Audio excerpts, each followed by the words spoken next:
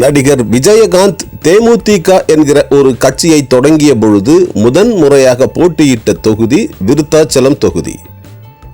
அதே போன்று இப்போது பிரேமலதா நாயுடுவும் அதே தொகுதியில் போட்டியிடுகிறார்.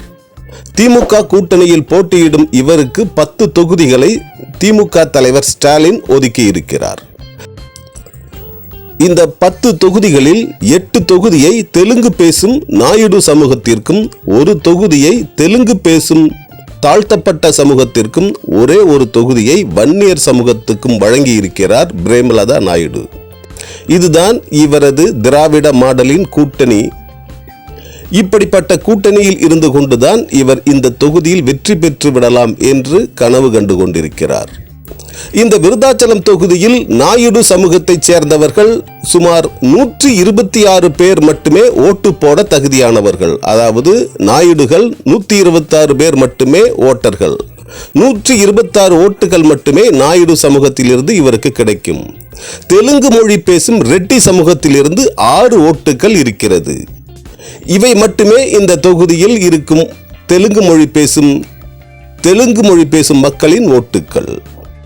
மற்றவையெல்லாம் தாழ்த்தப்பட்ட மக்களின் ஓட்டுகளும் வன்னியர் சமூகத்து மக்களின் ஓட்டுகளுமே இங்கே அதிகம் இருக்கிறது. வன்னியர்களும் தாழ்த்தப்பட்ட மக்களும் அதிகம் வாழும் ஒரு தொகுதியாக விருத்தாச்சலம் தொகுதி இருக்கிறது.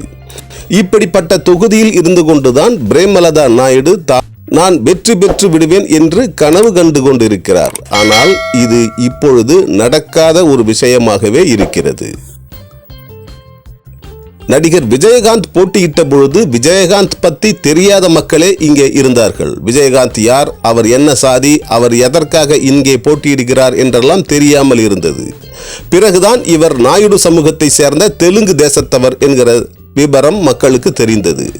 முதல் முறை வெற்றி பெற்ற விஜயகாந்த் பிறகு இந்த தொகுதியில் போட்டியிடவில்லை. அதன் பிறகு இந்த தொகுதியில் போட்டியிட்ட யாருமே வெற்றி பெறவில்லை. அப்படிப்பட்ட ஒரு நிலையில் மீண்டும் இங்கே பிரேமலதா நாயுடு போட்டியிடுகிறார். ஆனால் இந்த முறை பிரேமலதா நாயுடு தோல்வி அடைவதற்கான வாய்ப்புகளே அதிகம் இருக்கிறது.